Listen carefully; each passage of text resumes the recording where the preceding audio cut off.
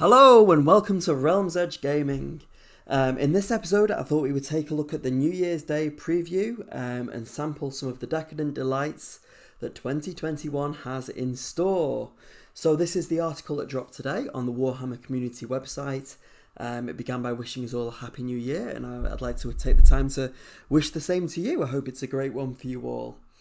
So it says, to celebrate Holy Terror beginning another lap around the Sol system and all the Warhammer goodness that the future will bring, we're taking a cheeky look at what lies in store in the near future.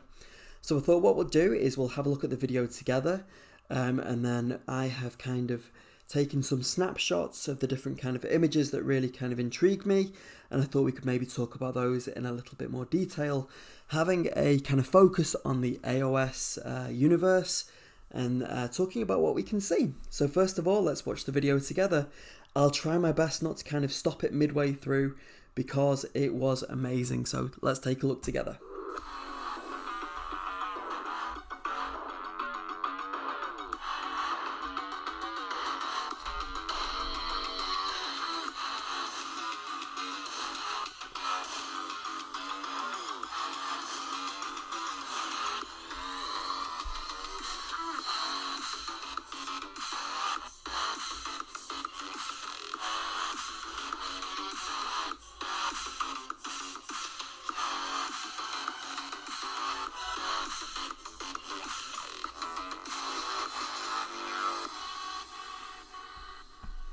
Okay, so there we have it. Destruction, decadence, and death. They really do like their alliteration. So, I know when I did my kind of Christmas Day discussion with you guys about what I felt about the kind of Slaanesh release, I had my reservations. I thought it was really good. I thought the front cover was brilliant of the book. We did talk about that kind of palanquin on the front of the battle tome. But all in all, I kind of said about how I thought maybe other factions were more deserving of a refresh, but credit where credit's due, the article focuses on this, and oh wow, it looks amazing. The Slaanesh kind of palanquin chariot, which is dragged by these kind of two brutes, and it's all to do with gluttony and excess, as is so befitting of Slaanesh. So it says, we're clearly in for a great year of Warhammer. But who is that striking specimen at the end? Yes, we showed you many of the kits that will be accompanying the Hedonites of Slaanesh battle tome, but we kept one a secret until now. If you're kind of not looking at the front cover of the book, behold Glutus or Scullion, the Lord of Gluttony. And here it is in all its glory. Now, I know that we've recently had the kind of 2020 vote for Model of the Year, but I would just like to say right off the bat that I think this is the contender for Model of the Year for 2021. I know that's a really bold claim and it is so early days, but wow, it is incredibly striking. As I said, I wasn't really over enamoured with the Slaanesh kind of getting their release so soon. I kind of thought Nurgle would maybe be a step ahead of them, or Ideneth Deepkin. But you know what? That model is beautiful, and like every time I look at it, like I spot something new. I really like the kind of stone marble detailing here, and like it reminded me of the Lumineth Realm Lords. Is it the Spirit of the Mountain? The kind of armor that he's got. I thought the coloration of this, the saturation is beautiful, like the purples and the blues, the turquoises, and it kind of really ties in so nicely with the front cover of the Hedonites of Slaanesh battle tome. I think this is going to be a really, really striking army on the tabletop. We'll take a look at it in a minute because there's some closer images here, but like the kind of reflection, the face in the mirror, the kind of peacock feathers with the eyes, the marble detailing here. I think this was one of the rumour engines with the kind of eyeless statue holding up the palanquin. And then we've got those brutes that are dragging the kind of, I guess it's a chariot almost, along with them.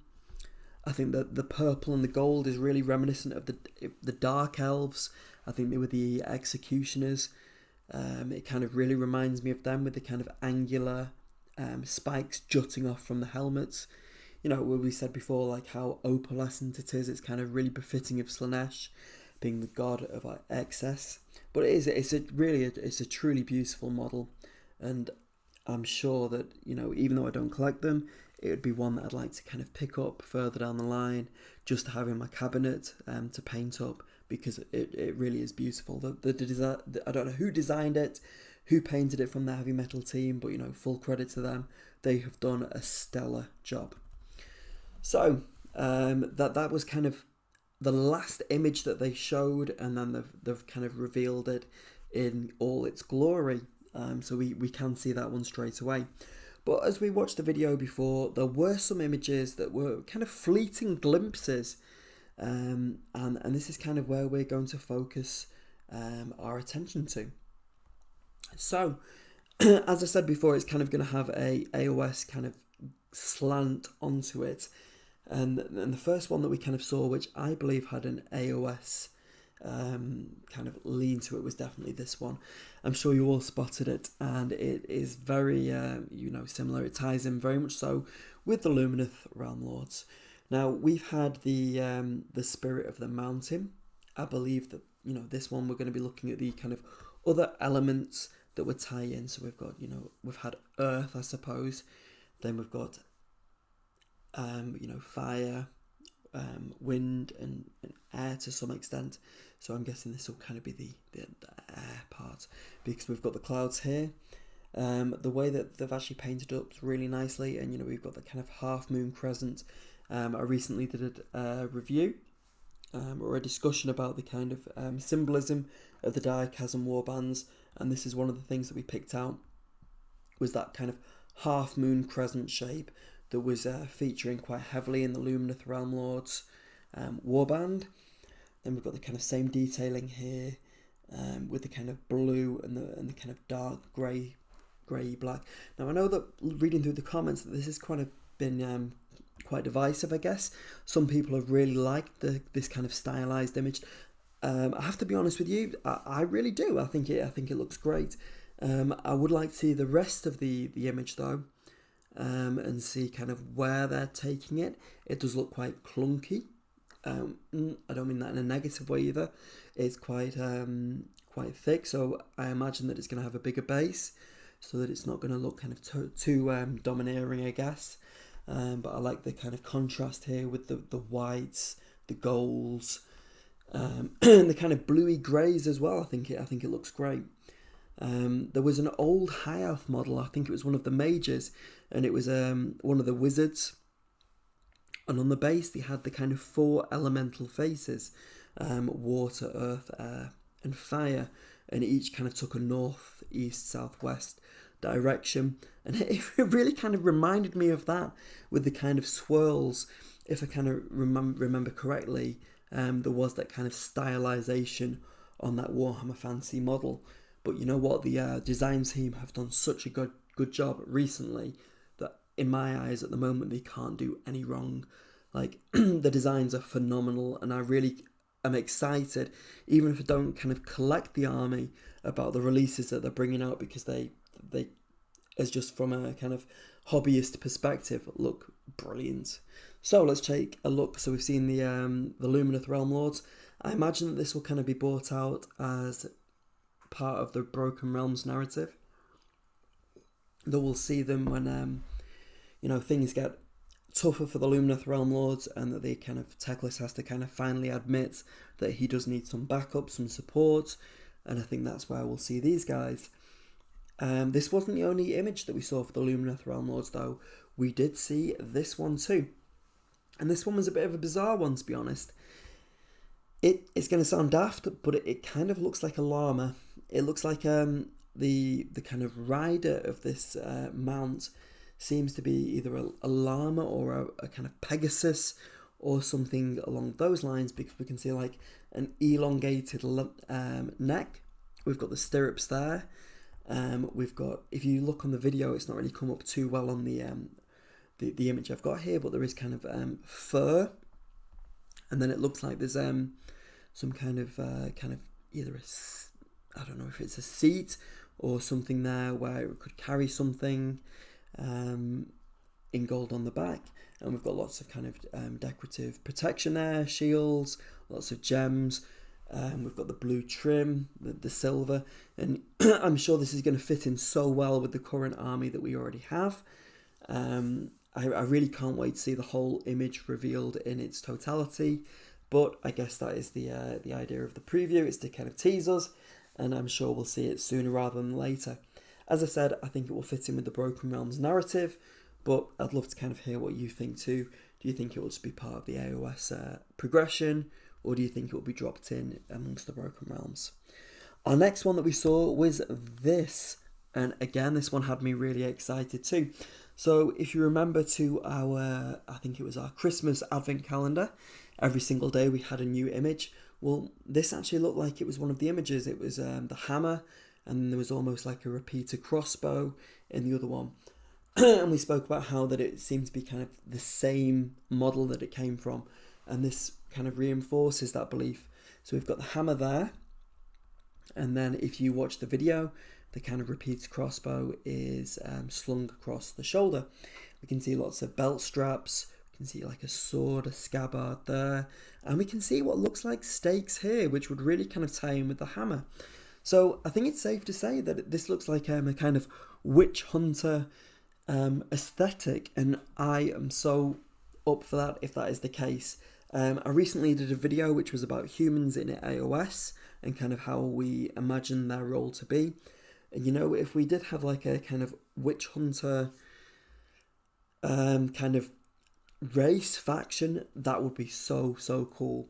I guess in my mind I had it kind of like a sister, the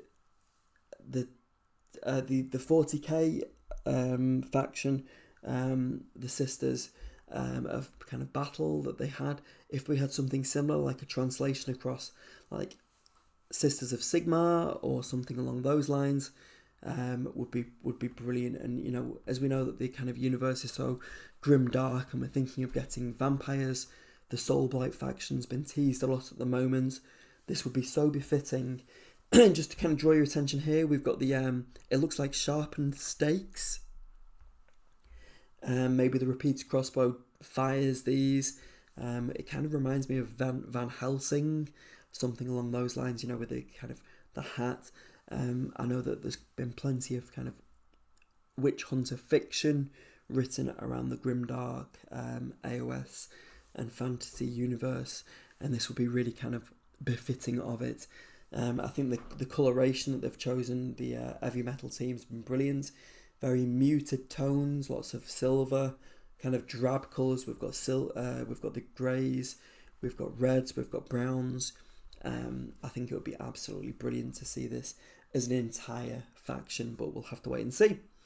So moving swiftly onwards, we'll go to our next one, because you can't have witch hunters and not have the following. So if you watch the video, this actually does come up a little bit clearer. You can see at the bottom we've got a kind of skeletal leg. So this does look to be the shield of a skeletal warrior. You can see some kind of signs of verdigris here. There's some slight discoloration. We've got maybe some kind of greens there, bluey greens. Something you wouldn't definitely see on a Stormcast who've got nice shiny armour.